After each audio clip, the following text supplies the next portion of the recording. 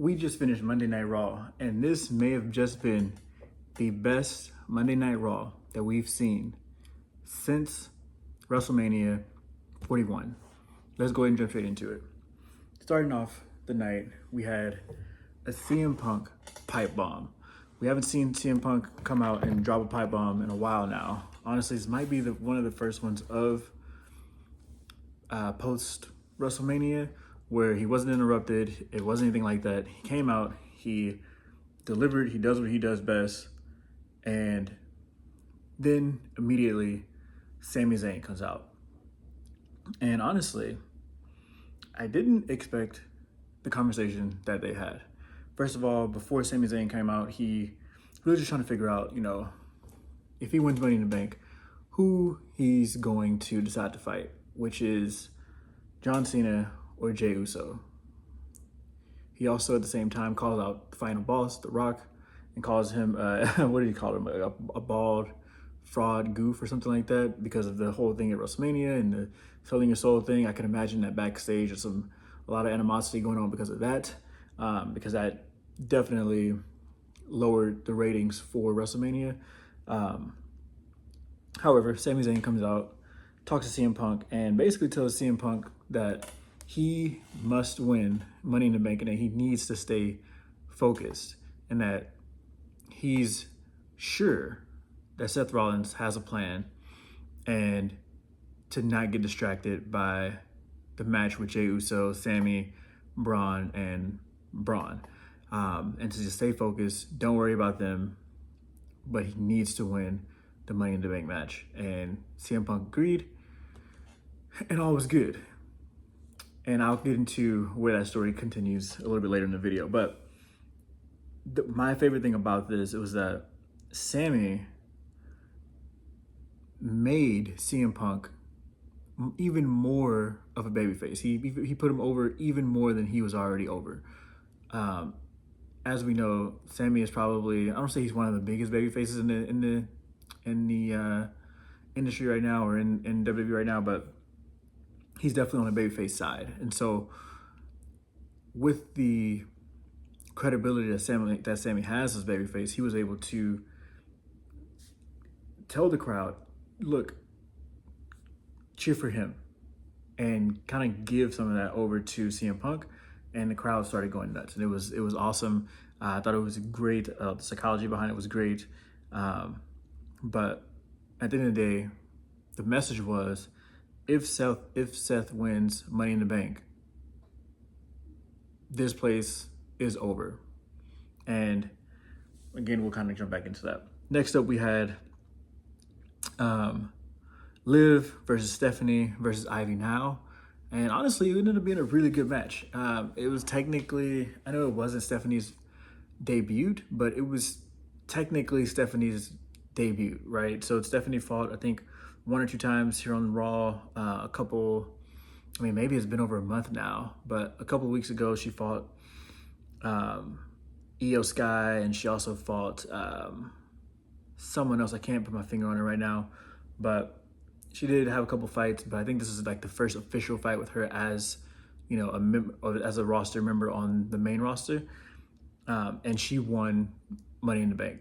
Not Money in the Bank, but the qualifier for Money in the Bank, which allows her to participate in Money in the Bank next week, or this weekend. And so, in my opinion, I really wanted Liv Morgan to win, just because I wanted to see Liv, Rhea,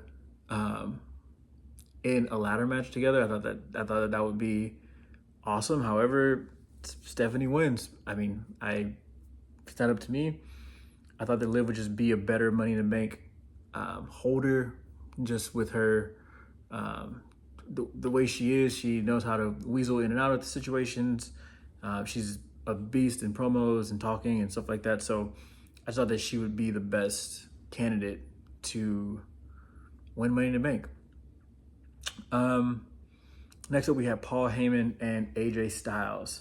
So I didn't really expect this, but Paul tried to convince AJ Styles to pretty much forget about the World Heavyweight title and to just focus on Dom and the Intercontinental title. and AJ Styles just wasn't having it. It wasn't. It didn't really make sense. It didn't make sense to me either, like why he would do that. But apparently there was a threat, and AJ Styles wasn't having it. And obviously AJ Styles continues to have the match, and we'll kind of get into that as well. Rusev and Sheamus promo. I'm still not sold on this storyline. However, we are finally getting a storyline. The storyline still feels kind of forced. It still feels kind of like it's in the background, like no one really cares about it, but they're still pushing it. It's finally getting some substance. You know, they're talking about, you know, stuff that happened in the past, and Sheamus not liking bullies, and that he bullies and stuff like that. So I mean, I feel like they're trying to build something. It's not really catching much traction yet, but the goal is that it will over the next few weeks, and we'll kind of see where it goes. I'm hoping that they throw a few more guys in it. Maybe they'll throw Austin Theory back in it, or Tozawa and Maxine, or maybe I'm hoping that they figure something out with it, and that it just doesn't end right here. Finn Balor and JD McDonough versus the War Raiders was next, and honestly, it was a pretty good match. I haven't really been the most fond of the tag team division lately on either Raw or SmackDown, but that was honestly, it was a really decent tag team match. It was pretty straightforward. You had the New Day there; they got kicked out, but at the end of the day, Roxanne Perez helps the Judgment Day defeat the War Raiders, and what, in my opinion, I thought it was a really great idea, because they're finally integrating Roxanne into the Judgment Day, and we're at a point right now where the Judgment Day is either going to implode, they're going to fade away, or we're going to see the Judgment Day evolve into this next thing with Roxanne, Finn Balor, and JD. Because obviously you don't have R-Truth anymore. You don't have Carlito anymore, because they just got released. You obviously don't have Rhea and Damian and all those guys anymore either. But you do have Dom, who is kind of in, kind of out. I kind of feel like Dom might be the fourth member of the Seth Rollins faction, but we'll save that for another video. And so I think that right now they're at a phase where they can either implode this whole thing, or we can turn this into the next evolution of the Judgment Day. And so I'm excited to see what happens, if I'm honest with you. Next up, we had Becky Lynch and Lyra Valkyria. And Lyra actually looked pissed tonight. This is probably the first time that we've seen her upset. It's the first time we've seen her really have any emotion. She doesn't seem like the type of person to carry much emotion. And I think that Becky Lynch is doing a great job of just bringing that out of her, bringing the best out of Lyra, which is the emotion. She's a great fighter. She's a great speaker, honestly. She does great in her promos and great when she's in the ring speaking. The thing that we needed to see, though, was the emotion, and she actually brought that tonight, and I'm excited to see that. And honestly, I think that Becky is really getting her over. I'm not sure if this will transition into the world title, but it's doing a really good job of where she is right now. And so I thought it was really cool to see her finally get out of her shell. Next up, we had Stephanie Valkyrie and Rhea Ripley, which I think that's what we all want to see. I think that is ultimately that's the WrestleMania main event. That's what we all want to see. We want to see Stephanie versus Rhea, and they keep teasing it, but that's what I want to see more than any other women fight. Rhea versus Stephanie. And so again, I'm not sure when that'll happen, but it'll probably, I'm assuming something at Money in the Bank is going to happen between those two. They'll face off in the ring, and then it'll turn into maybe a rivalry down the road, but we'll see what happens there as well. Jey Uso, Sammy, Braun Breaker, Bronson Reed. Again, this was a tag match. The tag match ended up being a pretty good tag match. It was a pretty predictable tag match, if I'm honest with you. We kind of, exactly what happened, what you think happened is exactly what happened. However, halfway through the match, Seth Rollins comes out of nowhere and stumps Jey Uso, and there's a disqualification. I'm assuming that that happened because there wasn't really a reason for anyone to win or lose. This match kind of came out of just thin air. I don't know why Jey Uso is doing tag matches at this point in his career with the title, but this is what they have him doing right now. And so what happens after that is, obviously you have CM Punk comes out with the chair, hits Braun Breaker in the back, and does exactly what Sami Zayn told him not to do. And that is where I think CM Punk messed up, and that is where everything is going to go exactly the way Sami Zayn said it would. And what you realize about after that happened is, the one thing you realize about Seth is that he's been playing chess this entire time while everyone else is playing checkers. He is 2 to 3 steps ahead of everybody else. And I think that's what they really wanted to get across with this. And what they wanted to get across over the last few weeks is, you know, Seth always knowing what's going to happen next. And that's exactly what happened. Liv confronts Finn Balor. Finn tells Liv to trust Roxanne, which I don't think, you know, Liv really wants right now. Liv doesn't like Roxanne. Liv and Dom are obviously still together, and Roxanne has been kind of making moves on Dom low key while Liv has been gone, and it's just not rubbing the right way. And so I'm excited to see if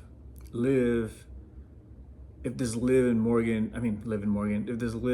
Roxanne rivalry continues, or where it goes from here, because they are both, I think it's a really cool rivalry just within the Judgment Day. I think the Judgment Day, like I said before, I think they're going to implode, or again, they're going to evolve, start kicking people out, and we'll see another phase of the Judgment Day. But we'll see what happens there. Dom apologized to Finn as well about the chair incident. He threw the chair a little bit too far out, and then Finn gets stumped.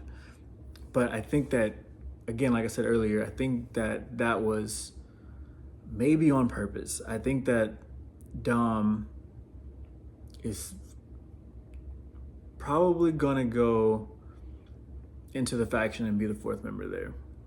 But we'll have to wait and see for that one as well. Raquel versus Kairi. If I'm honest with you, I wasn't really interested in this fight at all. They didn't build this up at all. They kind of just threw it out there. It's later on in the show, so it kind of felt weird. But then once Raquel was kind of winning, Io Sky comes out. And then we finally get to see, I don't want to say a face-off, but almost a face-off between Liv Morgan and Io Sky, which that's the match that I want to see, just as bad as I want to see Rhea versus Stephanie. Simply because I think that Liv Morgan is probably one of the best sellers on the women's in the women's division, and obviously Io Sky is one of the best in-ring performers in the women's division as well. And I think that would be a really good fight, just to kind of see the story that they can tell in the ring, and just gonna see where it goes. I don't even care if Rhea wins. I mean, not Rhea. If Liv Morgan wins or not, I just would love to see those two in the ring, just because of what they can do in the ring, right?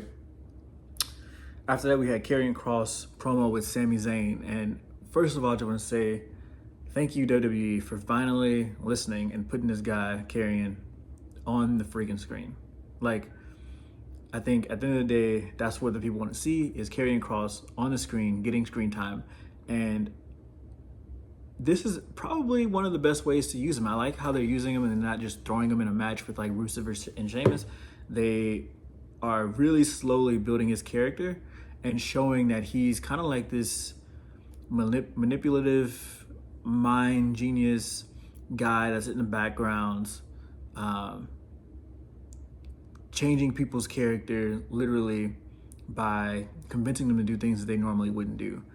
And I thought that was really cool, especially to someone like Sami. He's really getting in the back of Sami's head, telling him that, you know, he's should have been a champion 10 times over at this point.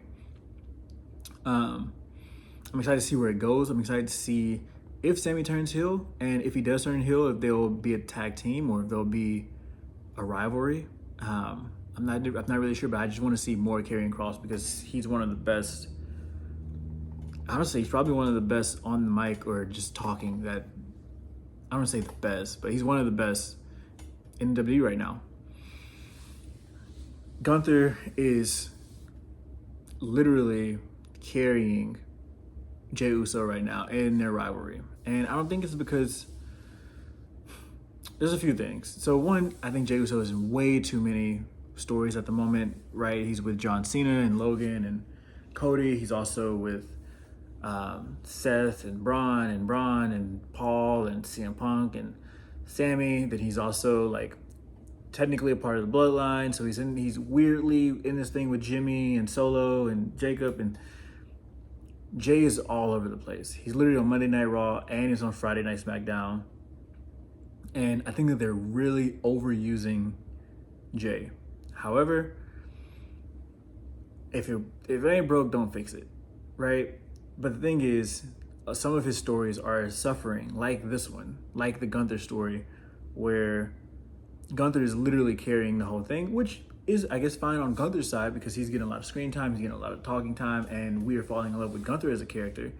But Jey is really getting bailed out when it comes to speaking. And I don't know if it's just because he's in so many stories and he didn't really, it's really hard to stay focused on so many different people at one time. If they want him to be this character that just fights anybody who gets in his way, I'm not really sure. But right now, Gunther is literally carrying that rivalry 100%.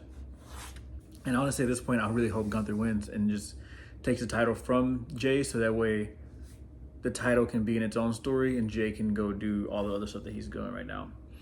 And then last but not least, we had AJ Styles versus El Grande versus CM Punk. And again, another great match, right? But at the end of the day, Seth Rollins had a plan. He followed the plan, and they took out CM Punk. They technically took out AJ Styles in a sense. They didn't directly, but they got him distracted, and El Grande came off with the win and qualifies for Money in the Bank. And I know it's Chad Gable, whatever, but honestly, El Grande, Chad Gable, is really been putting himself in a completely different limelight lately. Like, I don't know if you've noticed, but he's just really, over this past year, he's really grown a lot, and he's really grown on me a lot. I didn't really like him when I first saw him when he was with American Made, but now that he's on his own and he's doing his own thing and he's not doing the Wyatt Six stuff anymore, and he's just kind of like being a good wrestler, I actually really enjoy him a lot. And so I'm glad that he won. I'm not really sure what he's going to do in a ladder match or if he will actually win, but I am glad that he qualified. And so with that pretty much wrapped up Raw as a whole, and there was a lot of stuff that happened. It was a really big night, if I'm honest with you. Took a lot of notes. It was a long night. It was a long night, and it's probably, like I said before, one of the best Monday Night Raws that we've had in a really long time. And so I honestly don't really have any complaints about Monday Night Raw this week. Zero. I know, there's, for the 3 hours that they had, they made a lot fit. And I guess technically even it was really 2.5 hours, but they made a lot fit in 2.5 hours. Every story progressed. We got some foreshadowing. We got, stories that maybe hinted at. We got, so much out of tonight. And so in my opinion, tonight was a 10 out of 10 for Raw. The best Raw since WrestleMania 41. So good job WWE, good job Netflix, good job Raw, but this was the best night. I hope you guys continue, and I'll see you guys on the next one. Peace.